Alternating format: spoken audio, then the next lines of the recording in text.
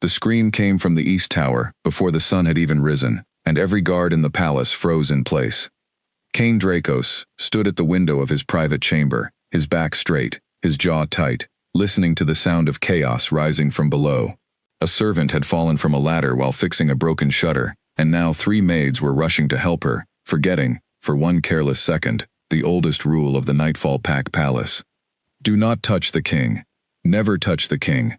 Not his hand, not his shoulder, not even the sleeve of his coat. Cain's wolf stirred inside him, restless and sharp, as the guards below shouted for order.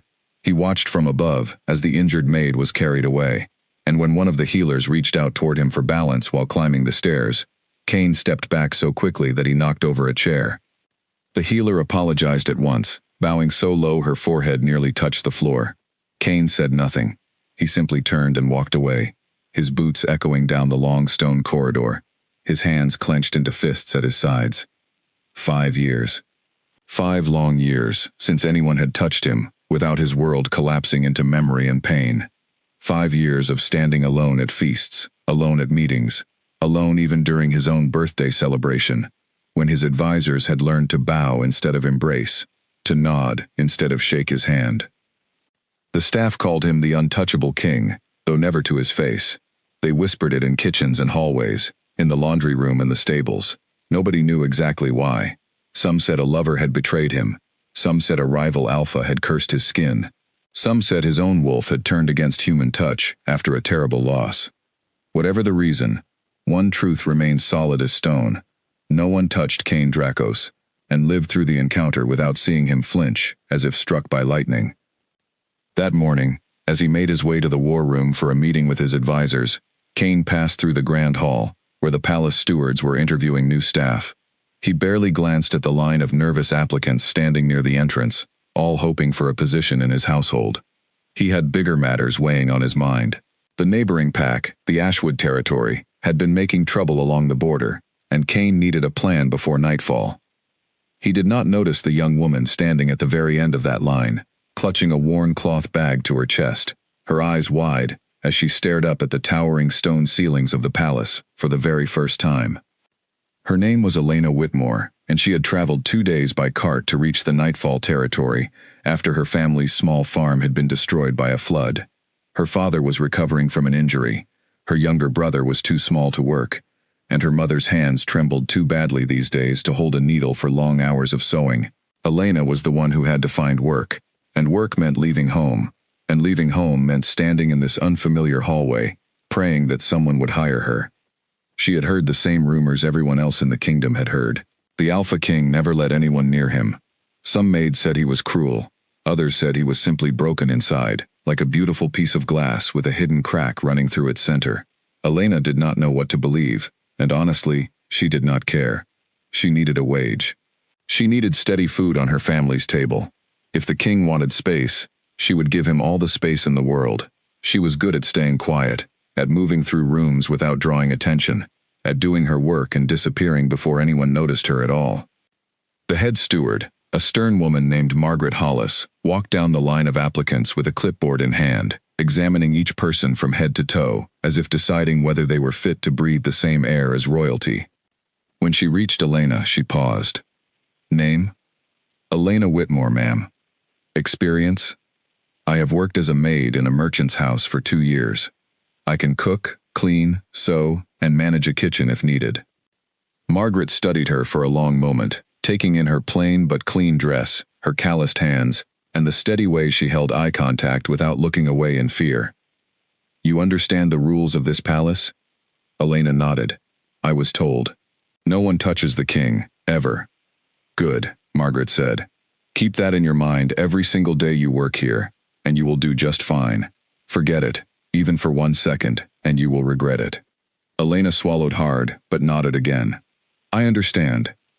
Margaret made a small mark on her clipboard and moved to the next applicant, and just like that, Elena Whitmore became the newest maid in the palace of the Nightfall Pack. She was given a small room near the servants' quarters, a narrow bed, a single window, and a uniform that smelled faintly of lavender soap. That night, as she lay staring at the ceiling, she thought about her family back home, about the coins she would send them at the end of the month. about the strange, quiet fear that seemed to live inside every servant she had met that day. She thought too about the king. She had not seen him yet, not really, only a fast glimpse of a tall figure crossing the hall in dark clothing, moving like a shadow that refused to be caught. She wondered what kind of man lived behind 5 years of untouched silence. She wondered if he was lonely. Then she pushed the thought away, closed her eyes, and told herself it was none of her business. She was here to clean, to cook, to earn her wage, and to go home to her family with money in her pocket. Nothing more. The next morning, Elena was assigned to the lower wing of the palace, far from the king's private chambers, exactly as she expected. Her duties included dusting the long hallway of portraits, polishing silverware in the kitchen, and helping the laundry staff fold mountains of fine linen sheets. The other maids were kind enough, though guarded. A young woman named Grace, who had been working in the palace for almost a year, took Elena under her wing during the midday meal. "You're new," Grace said, handing her a piece of bread. "First rule, stay away from the east corridor unless you are told to go there. That leads to the king's private study." "Why?" Grace lowered her voice, glancing around before answering. "Because if you accidentally bump into him, or worse, touch him, you might lose your position before the day ends. Or worse. Worse than losing a job?" Grace shrugged, though her eyes carried a flicker of real worry. "No one knows for certain. No one has actually done it and stayed around long enough to tell the story properly. He just reacts badly. Very badly. Some say his eyes turn full wolf in an instant. Some say he shouts loud enough to shake the walls. I have never seen it myself, and I hope I never do." Elena nodded slowly, filing the information away. She had no plans to go anywhere near the east corridor. She liked her simple, quiet work in the lower wing, away from towers of gossip and fear. But fate, as it often does, had other plans entirely. 3 days later, one of the senior maids assigned to the private wing fell ill with a fever, and the palace was short-staffed. Margaret Hollis, scrambling to keep the king's daily routine running smoothly, pulled Elena from her usual duties. "You," Margaret said, finding her in the linen room, "you will deliver fresh linens to the king's private chamber today. Do not speak unless spoken to. Do not look him directly in the eyes for too long, and whatever you do, do not, under any circumstance, touch him. Do you understand?" Elena's stomach tightened with nerves, but she nodded firmly. "Yes, ma'am. I understand completely." She gathered a tall stack of folded linens, freshly washed and smelling of soap and sunshine, and made her way down the long east corridor, for the very first time. The hallway was grander than anything she had seen in the lower wing, lined with tall windows that let golden afternoon light spill across polished marble floors. Portraits of past alpha kings and queens stared down at her from gilded frames, their painted eyes seeming to follow her every step. Her heart pounded as she reached the heavy wooden door of the king's private chamber. She knocked twice, softly, just as she had been instructed. "Enter," came a deep voice from within, low and commanding, sending an unexpected shiver down her spine. Elena pushed the door open with her shoulder, careful not to drop the linens balanced in her arms, and stepped inside. The room was spacious, warm with the scent of cedar wood and old parchment. Bookshelves lined one wall, filled with leather-bound volumes, while a large window overlooked the training grounds below. And there, standing near a tall wooden desk covered in maps and letters, was the king. Cain Dracos was taller than Elena had imagined, with broad shoulders and dark hair that fell slightly across his forehead. His expression was unreadable, cold, focused entirely on the documents in front of him. He did not even glance up as she entered. "Leave them on the chest near the door," he said, his voice flat and businesslike. "Yes, my lord," Elena replied, keeping her eyes lowered respectfully as she moved toward the wooden chest against the wall. She set the stack of linens down carefully, arranging them neatly the way she had been trained, and turned to leave the room as quickly and quietly as possible. But as she took her first step back, her foot caught the edge of a thick rug lying crookedly on the floor, and she stumbled forward, arms flailing for balance. Without thinking, without any conscious decision at all, her hand shot out and grabbed the nearest solid object to steady herself. That object happened to be Cain's forearm. The moment her fingers wrapped around his sleeve, the entire room seemed to freeze. Elena felt the warmth of his skin beneath the fabric, felt the sudden tension that shot through his entire body like a current of electricity. She looked up in horror, realizing exactly what she had done, and found herself staring directly into a pair of storm-gray eyes that had gone wide with something between shock and disbelief. For one long, endless second, neither of them moved. Neither of them breathed. Cain's wolf howled somewhere deep inside him, not with the usual dread that had haunted him for 5 long years, but with something else entirely. Something warm and unfamiliar that spread through his chest, like sunlight breaking through storm clouds. His mind raced back instantly to memories he had buried deep, memories of pain, of betrayal, of a touch that had once nearly cost him his life. He braced for the familiar wave of panic to crash over him. But it never came. Instead, there was only warmth. Only the steady grip of a stranger's hand, gentle and unaware of the storm it had just caused. Elena released his arm immediately, stepping back with a horrified gasp. "I am so sorry, my lord. Please forgive me. I did not mean to." "Leave," Cain said suddenly, his voice sharp and strained, though not with the anger Elena expected. She did not wait to hear it twice. She turned and fled from the room, her heart hammering so loudly she was certain the guards outside could hear it. She rushed down the corridor, through the servants' passage, and did not stop until she reached the safety of the linen room, where she collapsed against the wall, shaking. She had touched the king. She had broken the one rule everyone had warned her about, on only her 3rd day in the palace. She waited for the guards to come and drag her away, waited for Margaret Hollis to appear with fury in her eyes, waited for some terrible punishment to fall upon her. But minutes passed, and no one came. The palace continued its quiet afternoon rhythm, as if nothing unusual had happened at all. Back in his chamber, Cain remained standing exactly where Elena had left him, staring down at his own forearm, where her fingers had gripped the fabric of his sleeve. His heart was pounding in a way it had not pounded in years, not from fear, but from something far more confusing. He flexed his hand slowly, testing the sensation, waiting for the familiar panic to arrive late, the way it sometimes crept in hours after an incident. But it did not come. There was only a strange, lingering warmth where her hand had been, and a question echoing through his mind that he could not silence no matter how hard he tried.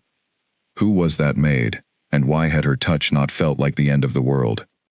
He sat down slowly at his desk, staring at the maps and letters scattered across its surface, though he could no longer focus on a single word written there.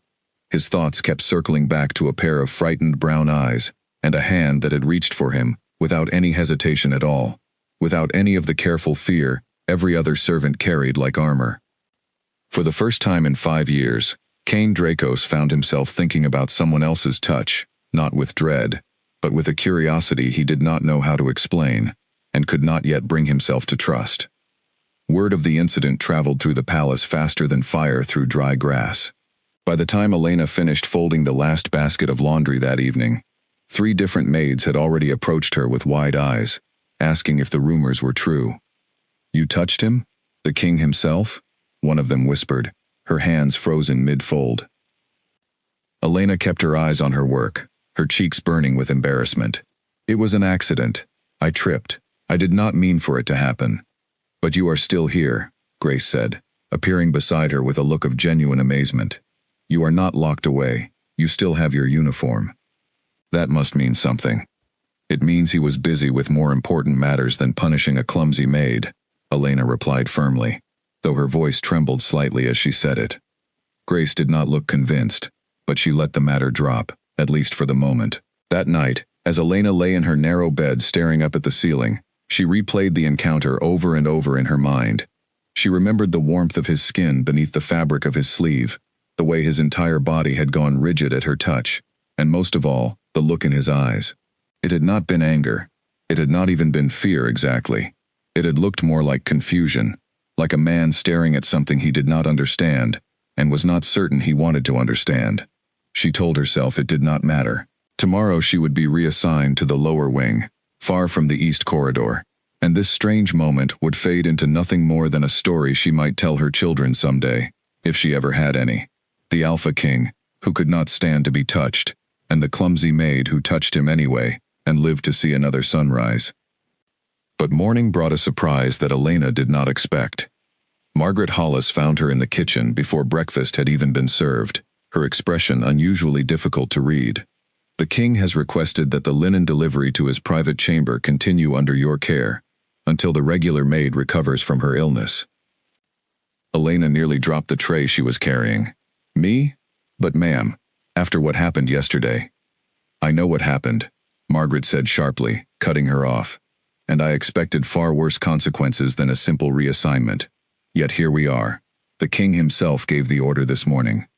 I do not understand it, and frankly, I do not need to understand it. You will report to the East Corridor each afternoon at the same hour as before, and you will be far more careful this time. Am I understood?" "Yes, ma'am," Elena said quickly, though her mind was spinning with confusion. Why would the king request her specifically, after she had broken the one rule that governed his entire household? She spent the rest of the morning in a daze, moving through her usual chores with only half her attention, the other half consumed by nervous anticipation of the afternoon ahead. When the hour finally arrived, she gathered a fresh stack of linens with trembling hands and made her way down the long east corridor once more, her footsteps echoing against the marble floor. This time, she knocked on the heavy wooden door and waited for permission before entering, careful to keep a respectful distance from the crooked rug that had caused her trouble the day before. "Enter," came the same deep voice from within. Elena stepped inside slowly, finding Kane standing near the same tall window, his hands clasped behind his back as he looked out over the training grounds. He did not turn to face her immediately, and for a moment, the silence in the room felt heavier than any words could have been. "Set the linens on the chest," he said finally, his voice measured and calm, though there was something guarded beneath it. "Yes, my lord," Elena replied, moving carefully across the room, her eyes fixed on the wooden chest rather than on him. She placed the linens down with practiced precision, arranging them neatly, and turned to leave as quickly as she had the day before. But before she reached the door, Kane spoke again, stopping her in her tracks. "Wait." Elena froze, her heart pounding as she turned back to face him. He had finally turned away from the window, and his gray eyes studied her with an intensity that made her feel as though he could see straight through every nervous thought running through her mind. "My lord?" she asked quietly. "Yesterday," he said slowly, choosing his words with obvious care, "when you touched my arm." "Were you afraid?" The question caught her completely off guard. She had expected anger, or perhaps a warning about future conduct, but not this strange, quiet curiosity. "I was afraid I would be punished, my lord," she answered honestly, "but I was not afraid of you, if that is what you are asking." Something flickered across his face, gone almost as quickly as it appeared. "Most people in this palace are afraid of me. Most people have reasons to be careful," Elena said, choosing her words just as carefully as he had chosen his. But careful and afraid are not always the same thing. Kane studied her for a long moment, his expression unreadable once more, though something in his eyes seemed slightly less guarded than before. "You may go," he said finally, turning back toward the window. Elena did not need to be told twice. She hurried from the room, her mind racing with everything that had just happened.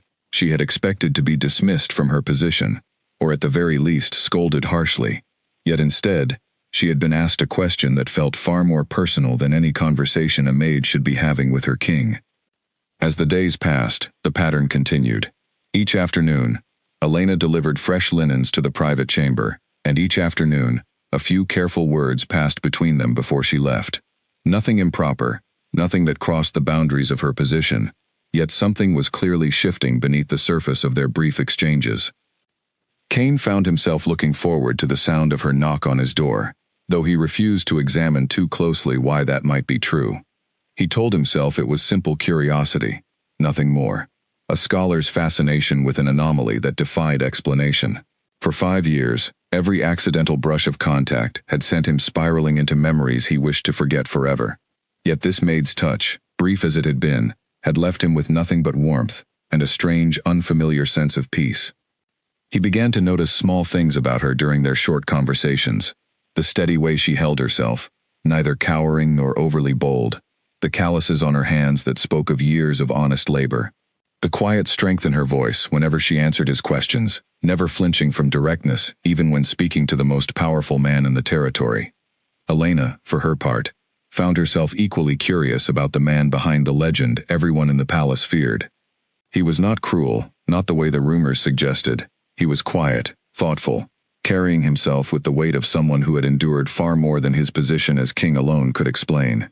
She began to wonder what had happened to him. What terrible event had left him unable to bear the simplest human contact for 5 long years? She knew better than to ask directly. Whatever had happened to him was clearly a wound that ran deep, and she had no desire to reopen it carelessly. Yet the question lingered in the back of her mind every time she left his chamber, growing more persistent with each passing day. One afternoon, nearly 2 weeks after the accidental touch that had started everything, Elena arrived at the private chamber to find Kane seated at his desk, surrounded by scattered papers and maps, his expression tense with obvious frustration. He barely acknowledged her entrance, his attention fixed entirely on the documents before him. "Is something troubling you, my lord?" Elena asked before she could stop herself, the words slipping out despite every instinct, telling her to remain silent and simply complete her task. Kane looked up, clearly surprised by the question. Servants did not typically ask about his troubles. They delivered their goods, kept their eyes lowered, and left as quickly as possible. "The Ashwood territory continues to test the boundaries of our agreement," he said finally, his voice tight, with barely restrained frustration. "Their scouts have been spotted along our border 3 times this month alone. If this continues, we may find ourselves facing a conflict neither territory can afford." Elena set the linens down carefully and hesitated by the door, unsure whether she should leave or whether the king actually wanted someone to listen to his concerns. Something in his tired expression made her stay a moment longer than protocol required.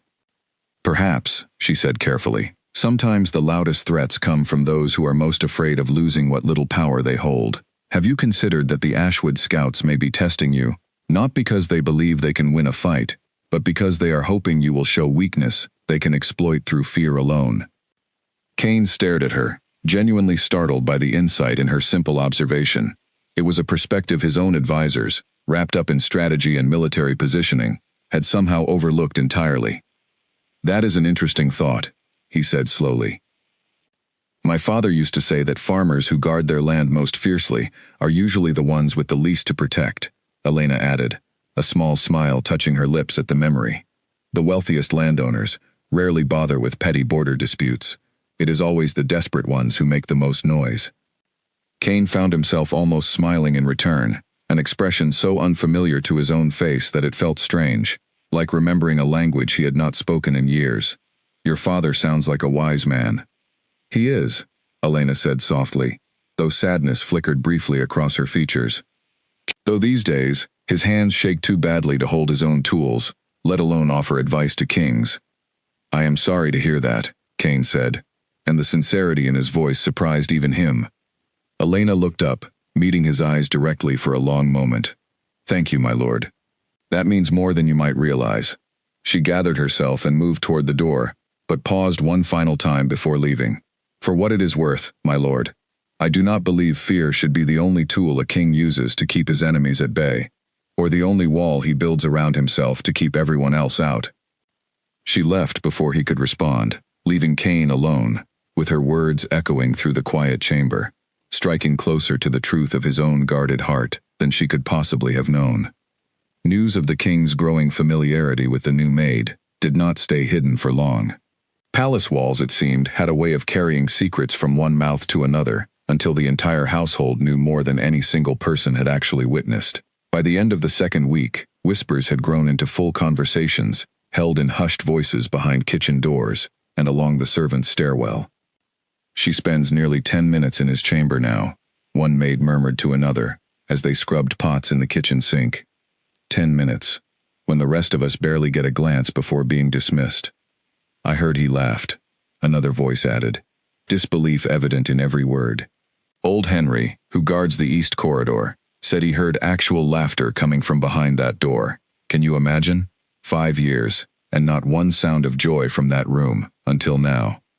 Elena caught fragments of these conversations wherever she went, and though she tried to ignore them, the attention made her increasingly uncomfortable. She had not asked for any of this. She had simply tripped over a rug on her 3rd day of work and found herself tangled in a situation far larger than she ever intended. Grace, her closest friend among the staff, cornered her one evening in the linen room, her expression a mixture of curiosity and genuine concern. "You need to be careful," Grace said, folding a stack of pillowcases with more force than necessary. "People are starting to talk in ways that could cause trouble for you." "Talk about what exactly?" Elena asked, though she suspected she already knew the answer.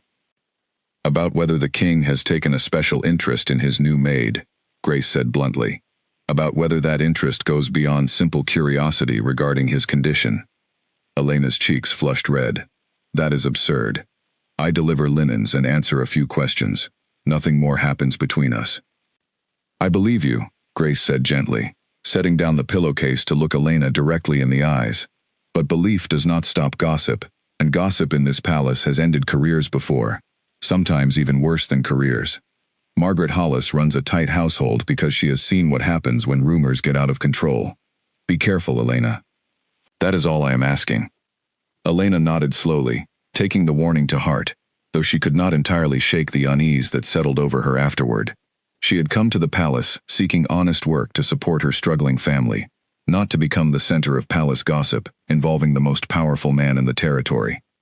The following afternoon, she approached her delivery to the private chamber with more caution than usual, determined to keep their interactions brief and strictly professional, regardless of whatever questions the king might ask.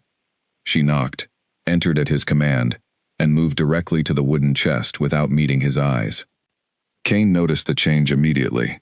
Where previous days had brought a warmth to her demeanor, today she seemed guarded, almost distant, her movements quick and efficient, without any of the easy conversation that had developed between them. "Is something wrong?" he asked, watching her carefully as she arranged the linens with unusual speed. "No, my lord, nothing is wrong," Elena replied, keeping her tone carefully neutral. Kane frowned slightly, sensing the shift but unsure of its cause. "You seem different today." Elena hesitated, torn between honesty and discretion. Finally, she decided the truth, delivered carefully, would serve her better than a lie that might unravel later. "There has been talk among the staff, my lord, about the time I spend in your chamber, and what it might mean. I worry that continued familiarity between us could create difficulties, both for my position here and for your reputation." Kane's expression darkened slightly, though not with anger directed at her. "People will always find something to whisper about, regardless of the truth behind it." "Perhaps," Elena said carefully, "but I cannot afford to lose this position, my lord. My family depends on the wage I send home each month. I would rather maintain proper distance than risk losing everything over gossip, however unfounded it may be." Kane was quiet for a long moment, absorbing her words. He understood, better than most, the weight of reputation and the damage careless rumors could inflict on someone with far less power to defend themselves than he possessed. He had spent 5 years building walls specifically to avoid such complications, yet somehow, without ever intending it, he had allowed this maid to slip past every defense he had constructed. "You are right to be cautious," he said finally, his voice quieter than before. "I did not consider how my own curiosity might place you in a difficult position. I apologize for that oversight." Elena looked up, surprised by the sincerity in his apology. Kings, in her limited experience, rarely apologized to servants for anything at all. "Thank you for understanding, my lord," she said softly. "Perhaps," Kane continued, "it would be wise to reduce these afternoon deliveries to something more brief and formal, exactly as they were before the incident occurred. I do not wish to create hardship for you through my own selfish curiosity." Something in Elena's chest tightened unexpectedly at his words, a small pang of disappointment she had not anticipated feeling. She pushed the sensation aside quickly, telling herself it was simply relief at the practical solution being offered. "That would be for the best, my lord," she agreed, though her voice lacked complete conviction. For the next several days, their interactions returned to strict formality. Elena delivered the linens, exchanged only the most necessary words, and left as quickly as possible. Kane, for his part, made a deliberate effort to keep his questions to himself, burying his growing curiosity beneath the same careful composure he had maintained for 5 long years before her arrival. Yet the change proved far more difficult to sustain than either of them expected. Kane found himself staring at his paperwork without truly reading it, his mind wandering back to their previous conversations, to her sharp observations about border politics and human nature, to the quiet strength in her voice whenever she spoke. He told himself repeatedly that this fascination was simply the natural curiosity of a man who had been isolated for far too long, encountering the first person capable of touching him without triggering memories of pain. Yet even as he told himself this, some deeper part of him recognized the explanation as incomplete. Elena, meanwhile, threw herself into her other duties with renewed focus, determined to distract her mind from thoughts she had no business entertaining regarding the Alpha King of Nightfall. She scrubbed floors until they gleamed, folded linens with meticulous precision, and volunteered for extra tasks in the kitchen, simply to keep herself occupied during hours she might otherwise have spent wondering what Cain was doing, whether he was troubled by his ongoing border disputes, whether he ever smiled when no one was watching. It was nearly a week later when circumstances forced their careful distance to collapse entirely, a turning point neither of them saw coming. Reports arrived at the palace late one evening, describing a skirmish along the border with the Ashwood territory. Scouts had clashed, and though the details remained unclear, word spread quickly that the Alpha King himself had ridden out personally to assess the damage and reinforce the boundary lines. The entire palace held its breath, waiting anxiously for news of his return. Elena, unable to sleep despite the late hour, found herself standing near the servants' entrance long after her shift had ended, watching the dark courtyard beyond the windows for any sign of returning riders. She told herself she was simply curious about palace affairs, nothing more, though the knot of worry tightening in her stomach suggested a deeper truth she was not yet ready to acknowledge. Near midnight, the sound of galloping hooves finally echoed through the courtyard, and Elena watched from the shadows as a group of riders returned through the palace gates. She recognized Cain immediately among them, his dark cloak billowing behind him as he dismounted with obvious exhaustion, favoring his left side slightly as he walked. Something had happened. Something had gone wrong during the skirmish. Without fully considering the consequences of her actions, Elena found herself moving toward the courtyard entrance, drawn by an instinct she could not fully explain or control. The guards, recognizing her as one of the king's regular attendants, allowed her to pass without question. She reached the small antechamber, just as Cain was being helped through the doorway by one of his loyal advisors.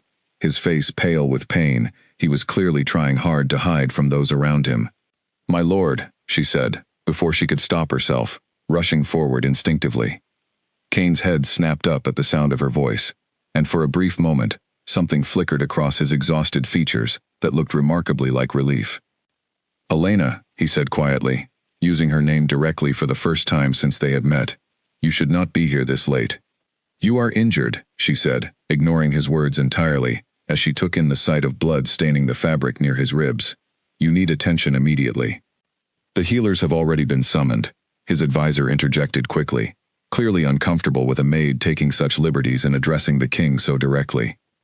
"The healers are still occupied with 3 other injured guards," Elena countered firmly. "I have basic knowledge of wound care. Let me help until they are available, my lord. Every moment of delay only increases the risk of infection." Cain studied her for a long moment, weighing his own discomfort against the practical wisdom of her offer. Finally, exhausted and in genuine pain, he nodded slowly. "Very well. Assist me to my chamber." His advisor looked as though he wanted to protest, but the exhaustion in Cain's expression silenced any objection before it could be voiced. Elena stepped forward carefully, supporting Cain's weight as they made their way slowly through the quiet corridors toward his private chamber, each step bringing them closer to a moment neither of them had fully anticipated. Once inside his chamber, Elena helped Cain settle onto the edge of a wide-cushioned bench near the fireplace, her hands moving with careful efficiency as she gathered clean cloth and a basin of water that had been left nearby for the healer's use. Cain watched her work, his breathing shallow from the pain radiating along his side, yet his eyes never left her face, studying the quiet concentration she brought to every movement. "This will need to be cleaned before it becomes infected," she said gently, kneeling beside him and carefully pulling back the torn fabric of his shirt to examine the wound beneath. A long gash ran along his ribs, deep enough to worry her, though thankfully not deep enough to threaten his life. "Please forgive me, my lord, but I must touch you to treat this properly.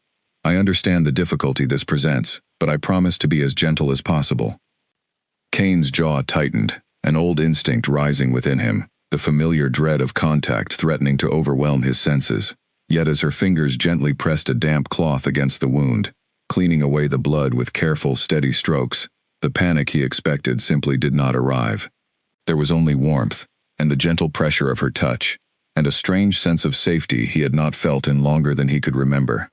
"You are not afraid to touch me," he said quietly, more an observation than a question, his voice rough with exhaustion and something else he could not quite name. "Should I be?"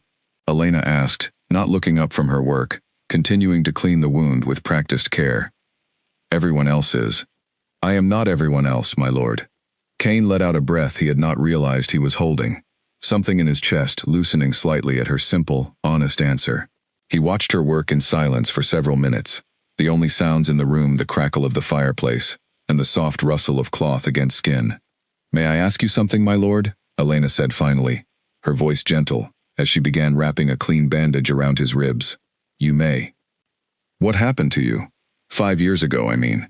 Something happened that made you fear the touch of others so deeply. I do not ask out of idle curiosity. I ask because I believe understanding might help me care for you properly, both now and in the future, should such care be needed again." Cain was quiet for a long moment, and Elena wondered if she had overstepped some invisible boundary, pushed too far into territory he was not willing to share with a simple maid. But finally he spoke, his voice low and heavy with old pain. "There was a woman," he said slowly. "Someone I trusted completely. Someone I believed loved me as deeply as I loved her. She came from a rival pack, though I did not know this at the time. Our bond deepened over many months, and I believed we were destined to be mates, joined together in the way our kind sometimes are joined." Elena remained perfectly still, listening carefully, her hands pausing in their careful work. "On the night I intended to complete our bond, to mark her as my mate and join our lives together permanently, she revealed her true purpose.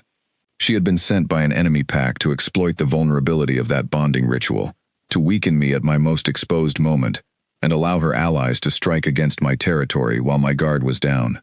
The ritual itself requires complete trust, complete openness between two souls. She used that trust as a weapon." "What happened?"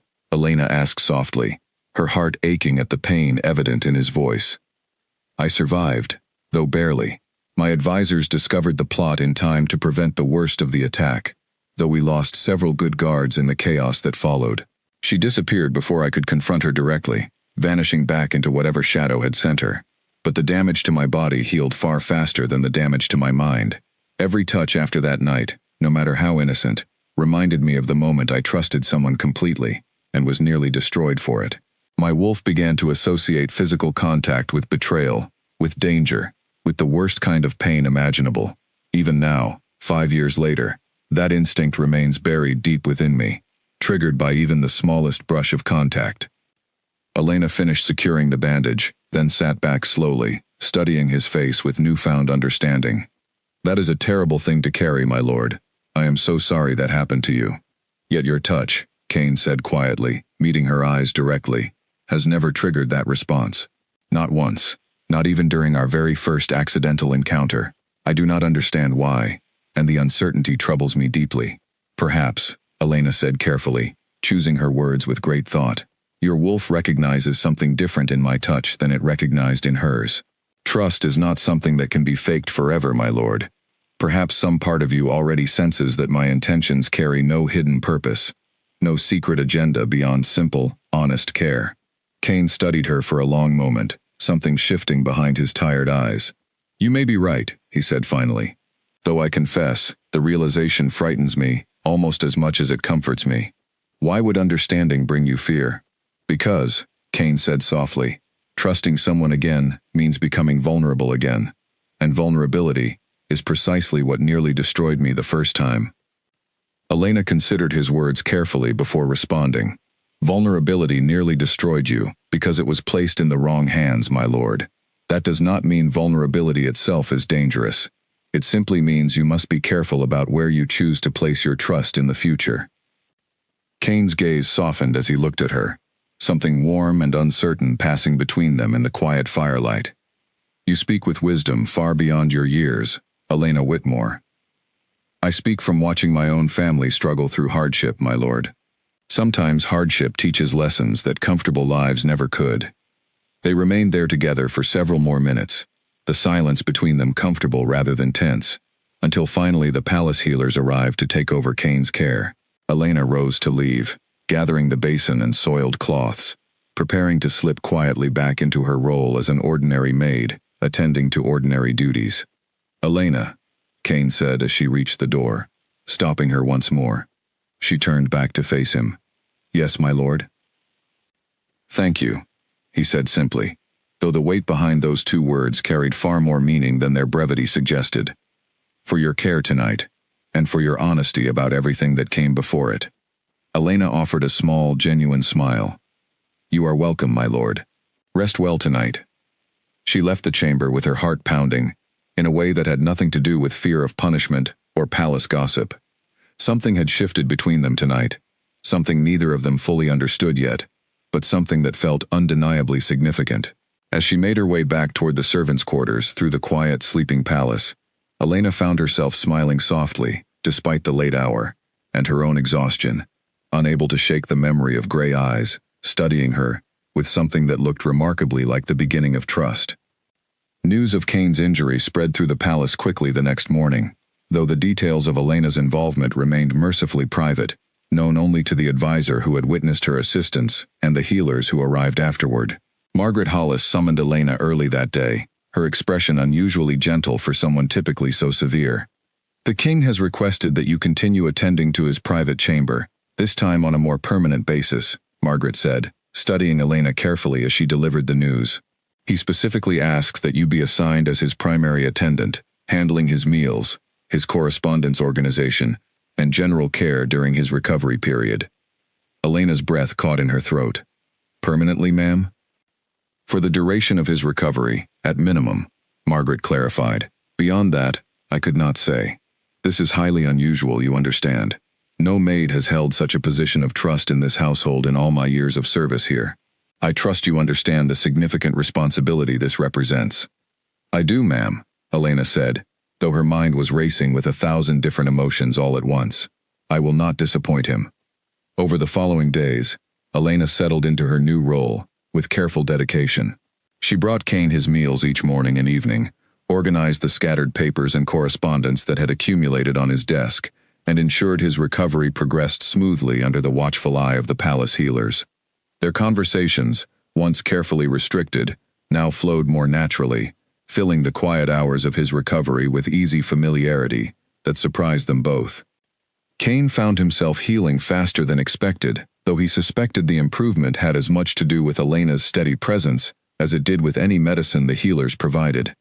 She brought a lightness into his private chamber that had been absent for years, filling silences that had once felt oppressive with genuine warmth and easy conversation. One afternoon, as Elena helped him review correspondence from various pack leaders throughout the territory, Kane found himself watching her more closely than he intended, noticing the careful way she organized documents by priority, the small furrow that appeared between her brows when she encountered particularly complex political matters, the quiet confidence with which she offered opinions when he specifically asked for them. "You have a talent for this," he said suddenly, interrupting the comfortable silence between them. Elena looked up, surprised. "For organizing correspondence, my lord?" "For understanding people," Kane clarified. "For seeing past their words to their actual motivations. This letter from the Ashwood territory, for instance. My advisors read it as a genuine offer of peace. What do you see?" Elena studied the letter again more carefully before answering.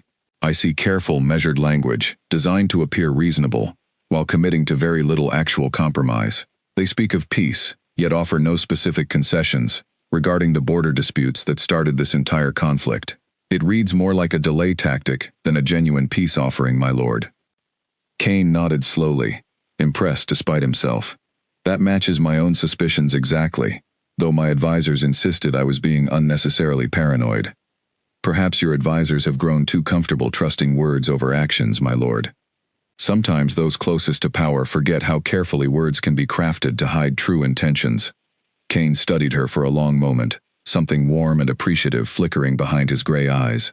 "I find myself trusting your judgment more each day, Elena." The words hung in the air between them, carrying weight beyond their simple meaning. Elena felt her cheeks warm slightly under his steady gaze, though she quickly returned her attention to the papers before her, unwilling to examine too closely the feelings his words had stirred within her chest. As the days continued, small moments of contact began to accumulate between them, each one testing the boundaries that had governed Kane's existence for so many years. Elena would steady his hand when passing him a heavy stack of documents. She would gently touch his shoulder to draw his attention toward an important detail buried within his paperwork. She would sit beside him rather than across from him during their working sessions, close enough that their arms occasionally brushed together, without either of them pulling away in alarm. Kane, for his part, began initiating these small moments of contact himself, testing the fear that had controlled him for so long, against the strange peace he found whenever Elena was near. He would rest his hand briefly atop hers when thanking her for particularly helpful advice. He would guide her gently by the elbow when showing her something on one of his maps. Each small touch chipped away slowly at the wall he had built around himself, and remarkably, none of them triggered the panic he had expected to feel. One evening, as autumn winds began to howl outside the palace windows, Elena found Kane standing alone in his study, long after their usual working hours had ended, staring silently at a portrait hanging on the far wall. She recognized the painting immediately, having seen it several times during her visits. It depicted a younger version of Kane standing beside an older man, with similar gray eyes and strong features. "Your father?" she asked quietly, approaching carefully. Kane nodded without turning to face her. "He died shortly before the incident with the woman I told you about. I sometimes wonder if things would have unfolded differently had he still been alive to guide me during that difficult time. He always possessed better judgment about people than I did." "You cannot know that for certain, my lord." "No," Kane agreed softly. "But I find myself wondering regardless." Elena moved to stand beside him, studying the portrait together in comfortable silence. "He looks kind," she offered gently. "He was," Kane said, a faint smile touching his lips for the first time since the conversation began. "Stern when necessary, but always fair. He would have liked you, I think." "Why do you say that, my lord?" "Because he always valued honesty above flattery, and directness above careful diplomatic language designed to please rather than inform. You possess both those qualities in abundance." Elena smiled softly at the compliment, warmth spreading through her chest at his words. Without fully considering the action, she reached out and gently squeezed his hand, offering silent comfort for the grief still evident in his voice when discussing his father's memory. Kane's breath caught, though not from panic this time. Instead, something in his chest tightened with an entirely different sensation, warm and overwhelming, and thoroughly unfamiliar. He turned to look at her, finding her close beside him, her hand still resting gently against his own, her brown eyes soft with genuine compassion rather than fear or careful calculation. "Elena," he said quietly, his voice rough with emotion he was struggling to identify. "Yes, my lord?" "I believe," he said slowly, choosing his words with obvious care, "that I have not felt this level of comfort with another person's presence in longer than I care to admit." Elena's heart pounded rapidly in her chest, though she was uncertain whether the sensation stemmed from nervousness or something far more complicated. "I am glad to offer whatever comfort I can, my lord." "Kane," he said suddenly, surprising them both. "Please, when we are alone like this, you may call me Kane." The simple offer carried enormous weight, a boundary broken that neither of them had anticipated crossing so soon. Elena nodded slowly, testing the name carefully on her tongue. "Kane," she repeated softly, and something in his expression shifted at the sound of his own name spoken so gently. They stood together for a long moment, neither quite willing to break the fragile intimacy that had settled between them, until finally, Elena reluctantly withdrew her hand, remembering her position and the countless complications that could arise from allowing this connection to deepen any further. "I should return to my quarters," she said softly. "It grows late." Kane nodded, though disappointment flickered briefly across his features. "Of course. Thank you for staying with me tonight, Elena." She left the study with her mind spinning, uncertain what exactly was happening between them, but increasingly aware that whatever it was, it had grown far beyond simple professional courtesy between a king and his maid. The following week brought a visit from Kane's most trusted advisor, an older wolf named Edmund who had served the Dracos family for decades and had known Cain since childhood. Edmund arrived at the palace with news regarding the Ashwood territory, but he also arrived carrying concerns of his own, concerns he felt compelled to share privately with Elena after observing the growing closeness between her and the king during his brief visit. He found her alone in the palace gardens one afternoon, tending to a small patch of herbs that the kitchen staff used for cooking and healing purposes. Edmund approached carefully, his expression thoughtful, as he studied the young maid who had somehow accomplished what countless healers and advisors had failed to achieve over 5 long years. "May I speak with you privately, Elena?" he asked, his tone respectful despite the difference in their positions within the palace hierarchy. Elena straightened, brushing soil from her hands. "Of course, sir." Edmund glanced around to ensure they were alone, before continuing. "I have watched the king these past weeks, and I confess, I scarcely recognize the man before me. He laughs more freely. He speaks with genuine warmth, rather than careful distance. Whatever you have done, whatever unique gift allows you to reach him where others have failed, I believe you deserve to understand the full truth of what happened to him 5 years ago." "He has already told me some of it," Elena said carefully. "About the woman who betrayed him.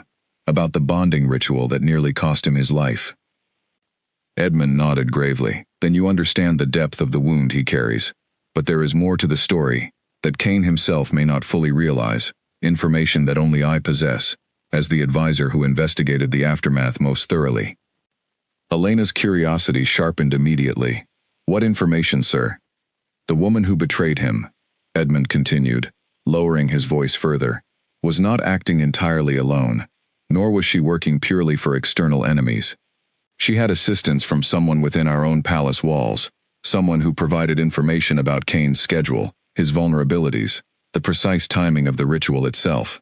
We never identified this internal accomplice with certainty, though suspicion fell upon several members of the household staff at the time. The investigation was eventually closed without resolution, but I have always believed the traitor remained within these walls, hidden among trusted servants who continue their work here to this very day." Elena felt a chill run through her at this revelation. "You believe someone still working in this palace helped orchestrate the attack against him?" "I cannot prove it," Edmund admitted. "But the pattern of information available to the woman suggests intimate knowledge of palace routines that only an insider could have provided. This is why I share this with you now, Elena. As you grow closer to Cain, as his trust in you deepens, you must remain vigilant, not only for his safety, but for your own. Whoever betrayed him once may still be watching, waiting for another opportunity to exploit any vulnerability he shows." The warning settled heavily in Elena's chest as she absorbed Edmund's words.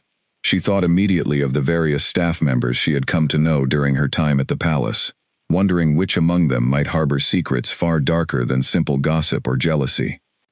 "Thank you for trusting me with this information, sir," she said finally. "I will remain watchful." "I hope my concerns prove unfounded," Edmund said, though his expression suggested he doubted this outcome. "But I would rather you enter this situation informed than blindly trusting, particularly given how quickly your bond with the king appears to be developing." Elena spent the remainder of that day in quiet contemplation, turning Edmund's warning over repeatedly in her mind as she completed her usual duties. She found herself studying her fellow servants with newfound suspicion, wondering if perhaps Margaret Hollis knew more than she revealed, or if Grace's friendly demeanor concealed some hidden agenda Elena had never considered. She pushed these suspicious thoughts aside eventually, reminding herself that unfounded paranoia could damage relationships built on genuine trust just as effectively as actual betrayal. Yet Edmund's warning remained lodged in the back of her mind as she made her way to Cain's chamber that evening for their usual working session. She found him seated near the fireplace, a troubled expression clouding his features as he reviewed a fresh report that had arrived that afternoon. "What has happened?" Elena asked, noticing his tension immediately. "Scouts have reported unusual movement along our eastern border," Cain said grimly. "Larger than the typical patrol activity we have grown accustomed to from Ashwood forces. My advisors believe this may signal preparation for a more serious incursion, rather than the minor border disputes we have dealt with previously. What will you do?" "Strengthen our defenses immediately, and send scouts of our own to gather better information before deciding on our next course of action," Cain replied. "Though I confess, Something about this situation troubles me beyond the obvious military concerns. What do you mean? Kane hesitated before answering, his gray eyes studying her carefully. The timing feels deliberate, Elena, as though someone anticipated exactly when our defenses might be weakest, when my own attention might be divided by matters beyond simple border security. Elena's chest tightened at his words, Edmund's warning echoing loudly in her mind. Could Kane sense the same danger Edmund had described, without fully understanding its source? Do you suspect someone within the palace of providing information to our enemies? She asked carefully. Kane's gaze sharpened, surprised by her direct question.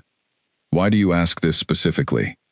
Elena hesitated, uncertain whether sharing Edmund's private concerns would be a betrayal of the advisor's trust, or a necessary step toward protecting Kane from whatever danger might be gathering around him. Finally, she decided honesty served him better than continued silence. Edmund spoke with me today, she admitted. He shared concerns about the circumstances surrounding your injury 5 years ago, suggesting someone within these very walls may have assisted the woman who betrayed you. Kane's expression darkened considerably. He shared this with you, yet said nothing to me directly? He believed the information would help me remain vigilant, given my growing closeness with you, Elena explained. He worried that whoever betrayed you originally might still pose a threat, particularly as our bond continues to develop. Kane rose from his seat, pacing slowly toward the window, his mind clearly working through the implications of this revelation, alongside the troubling reports about Ashwood movement along the border. If someone within this palace has been providing information to our enemies for 5 years, undetected, then whatever plans are unfolding now may be far more sophisticated than simple military posturing. What can we do? Elena asked, moving to stand beside him. Kane turned to face her, his expression a complex mixture of determination and vulnerability. We proceed carefully, trusting only those whose loyalty has been proven beyond doubt. And Elena, he added, his voice softening slightly, I trust you completely, without reservation. Whatever danger gathers around us, I believe your presence here brings safety rather than threat. Elena felt warmth spread through her chest at his words, though the weight of Edmund's warning remained heavy in her thoughts. She reached out instinctively, taking his hand in hers, offering silent reassurance against the uncertainty gathering around them both. Whatever comes, she said firmly, we will face it together. Kane squeezed her hand gently in return, something passing between them that went far beyond simple gratitude or professional loyalty. As they stood together in the quiet chamber, watching darkness settle over the training grounds beyond the window, both of them sensed that the peaceful weeks they had shared were quickly drawing toward a dangerous and uncertain confrontation. Over the following days, Kane doubled the palace guard and ordered a quiet investigation into the staff members who had served during the time of his original betrayal. Edmund led this discreet inquiry personally, cross-referencing schedules, personal histories, and any connections that might link palace servants to the Ashwood territory, or to enemies of the Nightfall Pack more broadly. Elena continued her duties as normal, though an undercurrent of tension now colored every interaction within the palace walls.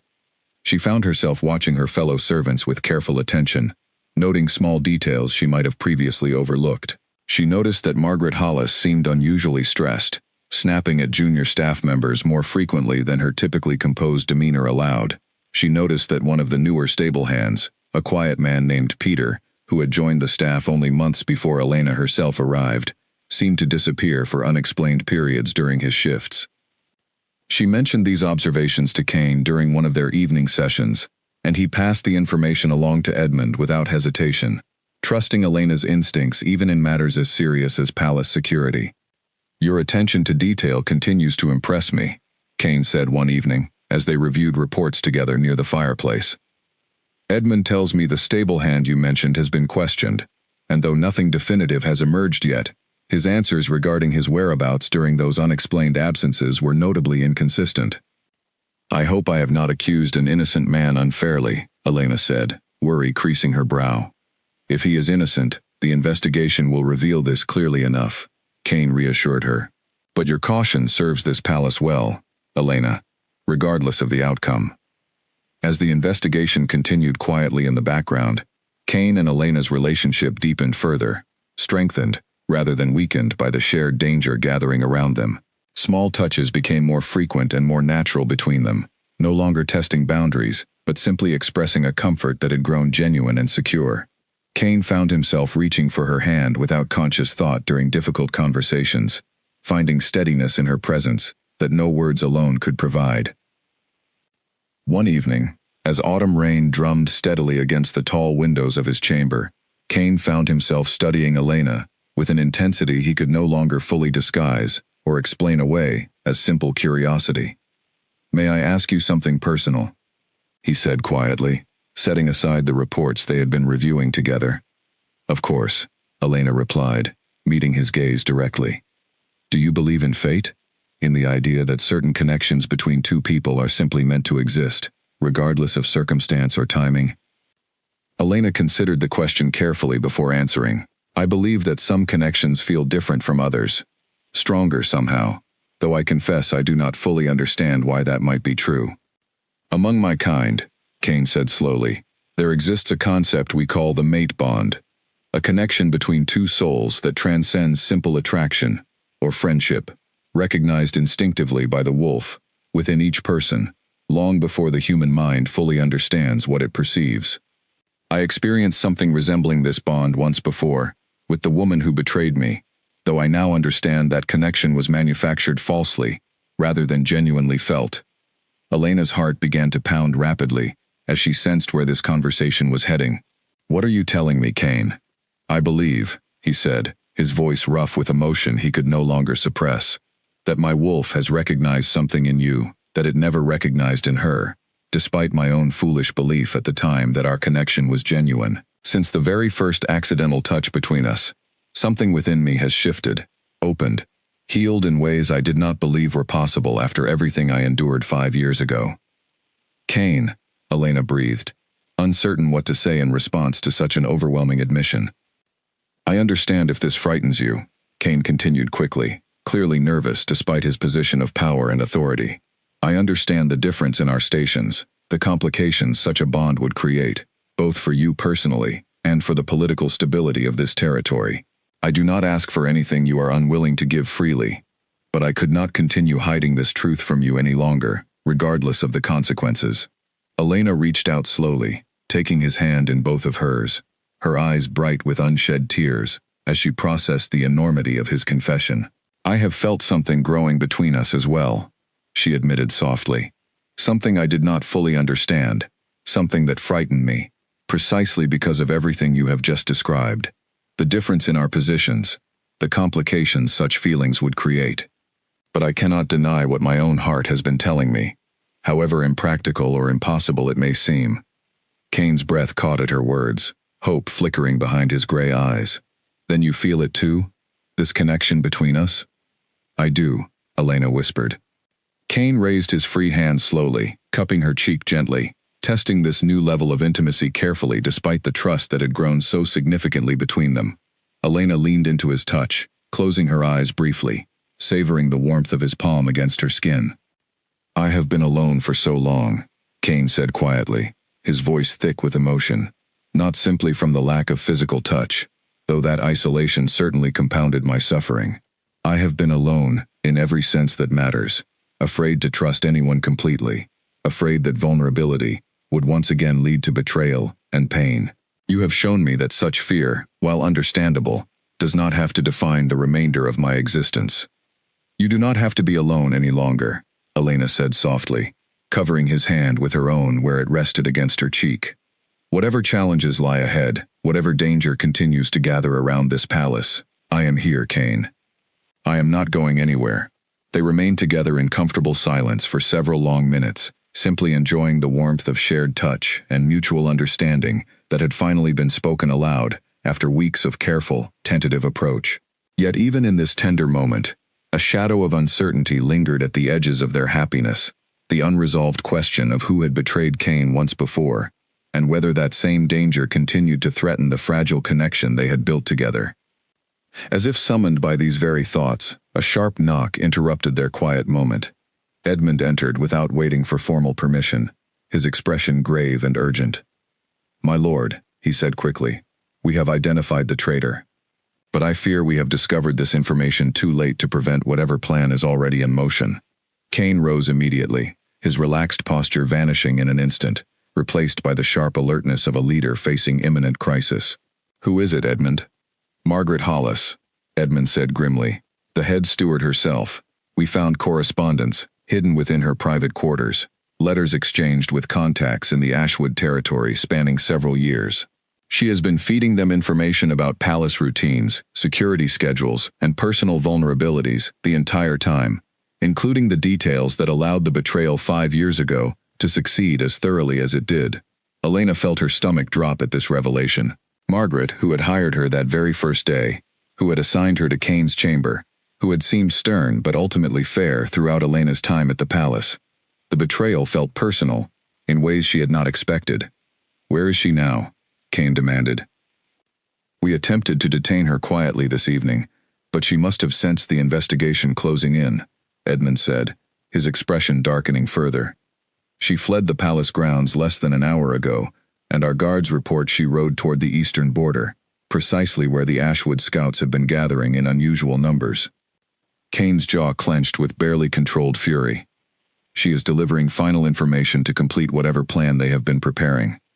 "That is my fear as well, my lord," Edmund confirmed. "What plan could still be in motion?" Elena asked, her mind racing through the implications.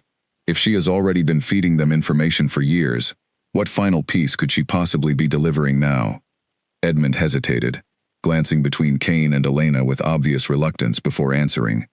"My lord, I believe they may be planning to exploit the very bond that has grown between you and Elena. If Margaret has been reporting on your recovery, on your growing trust, she may have alerted the Ashwood leadership to the exact same vulnerability that nearly destroyed you 5 years ago. A vulnerability they now believe they can exploit once again, through a different woman entirely." Kane's eyes widened with sudden understanding and horror. "They intend to use Elena against me, exactly as they used the woman before her." "That would be my assessment, my lord," Edmund said grimly. Elena felt a cold wave of fear wash through her, though beneath the fear, something else stirred as well, a fierce determination that refused to be shaken by the magnitude of the danger now facing them both. "Then we must act immediately, before they can put whatever plan they have devised into motion." "What would you suggest?" Kane asked, though his tone carried genuine respect for her judgment rather than simple politeness. "You must strengthen the border defenses immediately, exactly as you planned," Elena said, her mind working quickly through the tangled situation.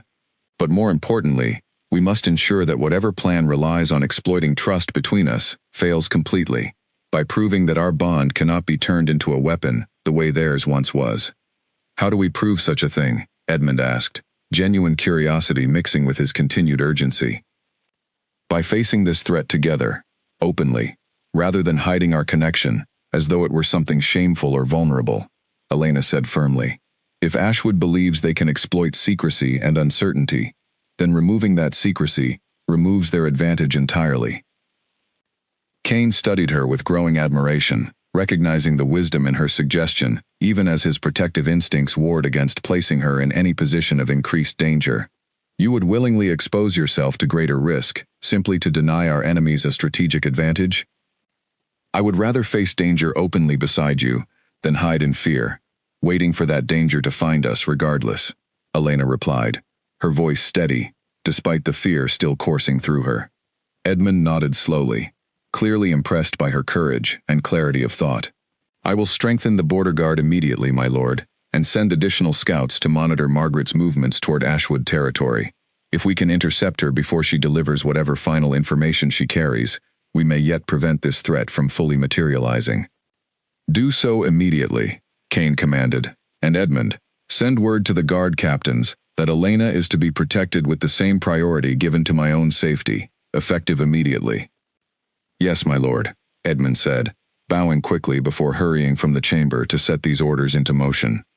Once they were alone again, Kane turned to Elena, his expression a complex mixture of fear, determination, and fierce protectiveness. "I cannot allow anything to happen to you, Elena, not after everything we have built together these past weeks." "Nothing will happen to either of us," Elena said, though her voice trembled slightly despite her attempt at confidence. We will face this threat together, exactly as we discussed.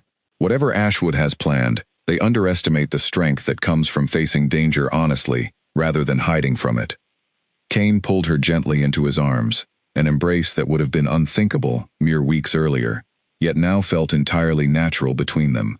Elena rested her head against his chest, listening to the steady rhythm of his heartbeat, drawing strength from his warmth, even as uncertainty gathered around them both. "Whatever happens," Kane murmured into her hair, "know that these past weeks with you have given me something I believed I had lost forever. Regardless of what Ashwood attempts, they cannot take that away from us."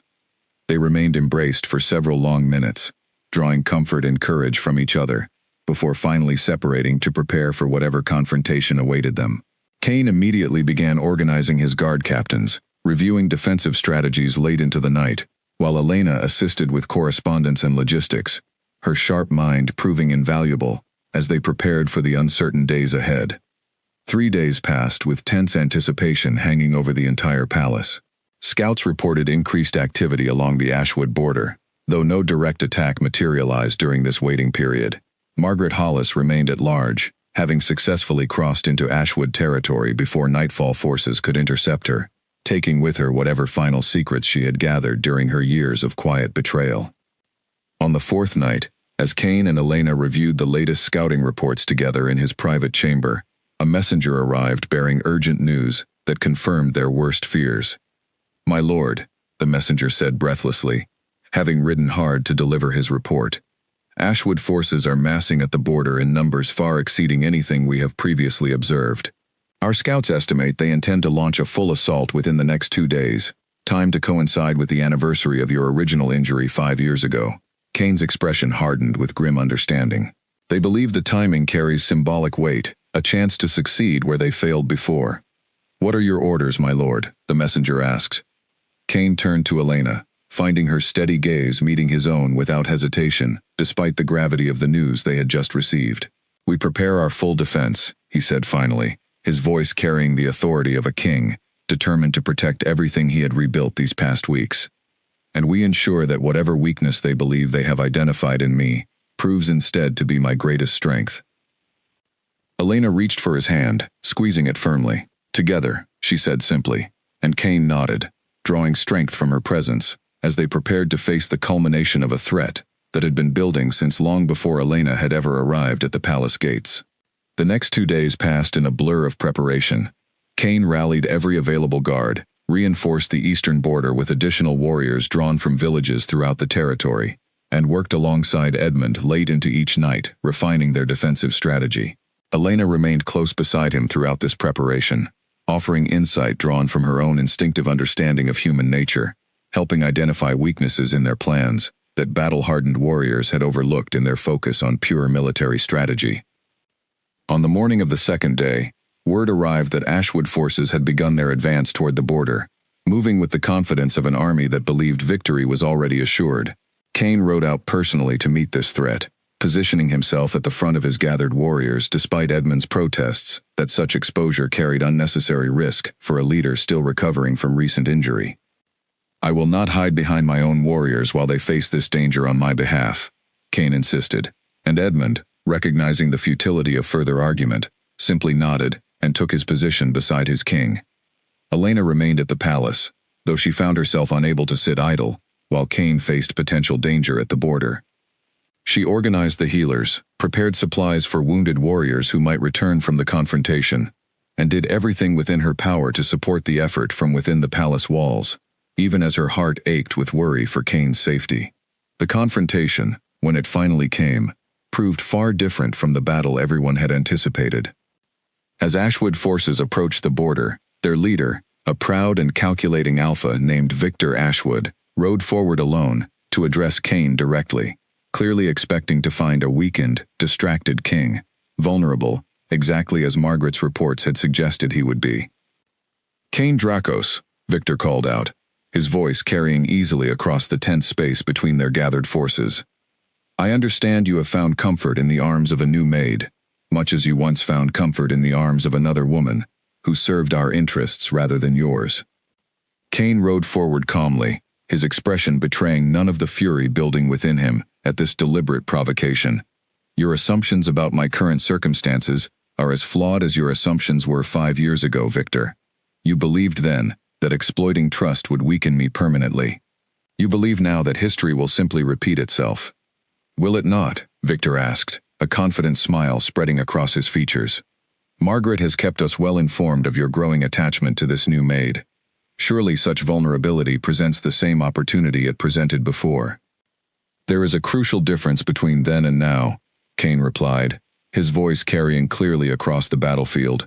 Then, I hid my vulnerability, ashamed of the trust I placed in someone who did not deserve it, allowing that shame to be exploited in darkness and secrecy. Now I stand before you openly, acknowledging exactly what you believe to be my weakness, because true strength lies not in hiding vulnerability, but in facing it honestly, alongside those who have earned genuine trust.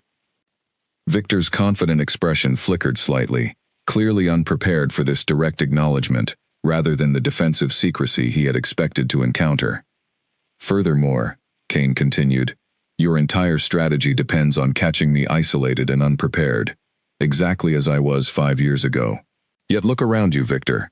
My warriors stand ready. My border defenses have been reinforced for days. Whatever advantage Margaret believed she was providing you has been rendered meaningless by simple, transparent preparation. Victor's gaze swept across the assembled Nightfall forces, clearly recognizing the strength and readiness he had not anticipated encountering. Doubt flickered across his features, for the first time since the confrontation began. You believe open acknowledgement of vulnerability somehow protects you? Victor asked, though his earlier confidence had clearly diminished considerably. I believe, Kane said firmly, that genuine connection, built on honesty rather than manipulation, cannot be weaponized, the way false connection once was used against me. Elena did not seek to exploit my trust for external gain. She earned that trust through consistent honesty and genuine care, qualities your spy Margaret never possessed, despite years of pretending otherwise. Victor studied Kane for a long moment, clearly recalculating his strategy in light of this unexpected confrontation. Perhaps, he said finally, we have both overestimated the value of exploiting old wounds that may have finally healed. Perhaps we have, Kane agreed, though I would remind you, Victor, that whatever wounds I once carried have not left me weaker, but stronger, and considerably more prepared to defend what I have rebuilt. I suggest you consider carefully whether continuing this confrontation serves your interests, given the readiness you now observe before you. A tense silence stretched between the two leaders, as Victor weighed his options, clearly recognizing that the element of surprise his forces had counted upon had evaporated entirely. Finally, with visible reluctance, he raised his hand, signaling his forces to stand down. This is not settled between us, Kane Dracos, Victor said, though his tone carried considerably less confidence than it had at the confrontation's beginning. But perhaps today is not the day for this particular battle. Perhaps not, Kane agreed evenly, though should you attempt similar tactics in the future, know that we will be equally prepared to meet them. Victor turned his horse and rode back toward his own forces, giving orders that sent the Ashwood army retreating from the border, without a single confrontation taking place. Kane watched them go, relief flooding through him as the immediate threat dissolved, without the bloodshed everyone had anticipated. He returned to the palace that evening, to find Elena waiting anxiously at the gates. Having heard reports of the confrontation's peaceful resolution, but desperate to see him safely returned with her own eyes. The moment he dismounted, she rushed forward, embracing him, without any hesitation whatsoever, uncaring of who might witness this open display of affection between the Alpha King and his maid. You are safe, she breathed against his chest, relief evident in every word. We are safe, Kane corrected gently, pulling back slightly to look into her eyes. Your suggestion, facing this threat openly rather than hiding our connection, proved to be exactly the strategy needed to deny Victor the advantage he sought. You saved us both, Elena, through nothing more than your wisdom and courage. Elena smiled softly, though tears of relief still glistened in her eyes. We saved each other, Kane. That is what genuine partnership means. Word of the confrontation spread quickly through the palace and beyond, and with it came the full story of everything that had transpired between Kane and Elena over the preceding weeks. Rather than scandal, the palace staff greeted this news with genuine celebration, recognizing that their king, isolated and untouchable for 5 long years, had finally found someone capable of healing wounds that countless healers and advisors had failed to address. In the weeks that followed, Cain formally acknowledged Elena as his intended mate before the assembled leaders of the Nightfall territory, a declaration that would have been unthinkable months earlier when he could not bear even the simplest accidental contact.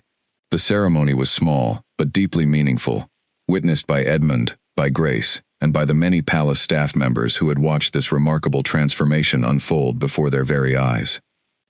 Elena's family, informed of her new position through a carefully worded letter and a generous sum of money sent to support their continued recovery from the flood that had originally driven her to seek work at the palace, wept with joy and disbelief at the news their daughter had somehow captured the heart of the Alpha King himself. Margaret Hollis was never captured, disappearing into whatever shadow had originally recruited her, though Edmund continued monitoring for any further threats she might pose in the future. Yet her betrayal, rather than destroying what remained of Cain's ability to trust, had ultimately become the very catalyst that proved the strength and authenticity of what he had built with Elena. Standing together on the palace balcony one evening, watching the sun set over the territory Cain had sworn to protect, Elena rested her head against his shoulder, his arm wrapped securely around her without the slightest hesitation that had once defined every interaction he had with another person. 5 years of silence, Cain murmured, and then you arrived, tripping over a rug on your 3rd day of work, changing everything I believed about myself and what I was capable of feeling again. I did not set out to change anything, Elena replied softly, smiling up at him. I simply refused to be afraid of you, and refused to let fear define how I treated another person, regardless of the rumors surrounding him. That refusal saved me, Cain said quietly, pressing a gentle kiss to her forehead, in more ways than you may ever fully understand. As darkness settled gently over the Nightfall territory, the Alpha King, who had once allowed no one to touch him for 5 long years, stood unguarded and unafraid, beside the maid who had healed what no other person had been able to reach, their bond now stronger than any secret, any betrayal, or any enemy that might attempt to challenge what they had built together, through honesty, courage, and genuine, unshakable trust.